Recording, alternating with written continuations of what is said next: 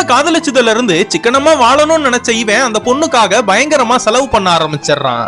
இவன் அந்த பொண்ணுக்காக பேங்க்ல லோன் வாங்கிட்டு சரியா கட்ட முடியாதனால அவங்கன்னா ஆபீஸ்ல வந்து இவனை பயங்கரமா திட்ட ஆரம்பிக்கிறாங்க. இன்னொரு பக்கம் இவன் ஆபீஸ்ல இருக்கிற மேனேஜரே நீ ஒழுங்காவே வேலை பார்க்க மாட்டேன்னு திட்டுறாரு.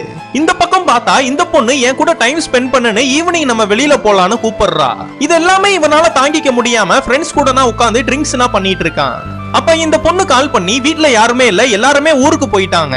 அப்ப நீ வீட்டுக்கு வரப்ப சேஃப்டியான திங்ஸ் ஏதாச்சும் வாங்கிட்டு வான்னு இவன் கிட்ட சொல்றா. இவன் அந்த பொண்ணு சொல்றத தப்பா புரிஞ்சுக்கிட்டு எடக்கு முடக்கான பொருளை வாங்கிட்டு போய் அந்த பொண்ணு முன்னாடி நிக்கிறான். என்னடா இது மாதிரி பொருள்லாம் நீ வாங்கிட்டு வந்து நிக்கிறியேன்னு அந்த பொண்ணு கேக்குறப்ப நீ தானடி வாங்கிட்டு வர சொன்னேன்னு சொல்றான். நான் ஸ்நாக்ஸ் ஐட்டம்ஸ் தான் வாங்கிட்டு வர சொன்னேன், நீ இப்படி இருப்பன்னு நான் நினைச்சு கூட பாக்கலன்னு ரெண்டு பேருக்குள்ளயுமே ஆர்கியூமெண்ட் போயிட்டு இருக்கு. நீ என் கூடவே இருக்க வேணா, வீட்டை விட்டு வெளியில போடான்னு துரத்தி விட்டுறா. அடுத்த நாள் இந்த பொண்ணு இவன் வேலை பார்க்கற ஆபீஸுக்கே வந்து என்னை நீ சீக்கிரமா கல்யாணம் பண்ணிக்கோன்னு சொல்றா. ஏன் என்னாச்சு, எதுவும் பிரச்சனையான்னு இவன் கேக்குறப்ப அந்த பொண்ணு நீ நேத்து வாங்கிட்டு வந்த அந்த பாக்கெட்டை எங்க அம்மா பாத்துட்டாங்க, நான் உன் மேல வச்சிருக்கிறது லஸ்ட்னு நினைச்சுக்கிட்டாங்க, நான் லவ்னு ப்ரூவ் பண்ணணும், அதுக்கு நீ என்ன கல்யாணம் பண்ணணும்னு சொல்றா. நீ என்ன உடனே கல்யாணம் பண்ணலனா நான் பாய்சனை குடிச்சு இறந்துடுவேன்னு பிளாக்மெயில் எல்லாம் பண்றா. நம்ம ஹீரோவும் பயந்துகிட்டு நம்ம வீட்டுக்கு தெரியாம கல்யாணம் பண்ணிக்கலான்னு ஒத்துக்குறான்.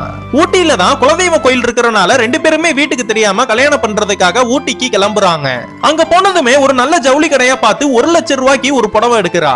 காலையில கல்யாணம் பண்றதுக்கான எல்லா திங்ஸையுமே வாங்கிட்டு அங்கேயே ஒரு ரூம் புடிச்சு ஸ்டே பண்றாங்க.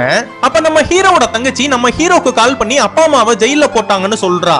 இதுக்கப்புறம் என்னாச்சுன்னு உங்களுக்கு தெரியணும்னா கீழே கமெண்ட் பாக்ஸ்ல பார்ட் 3ன்னு போட்டு போங்க.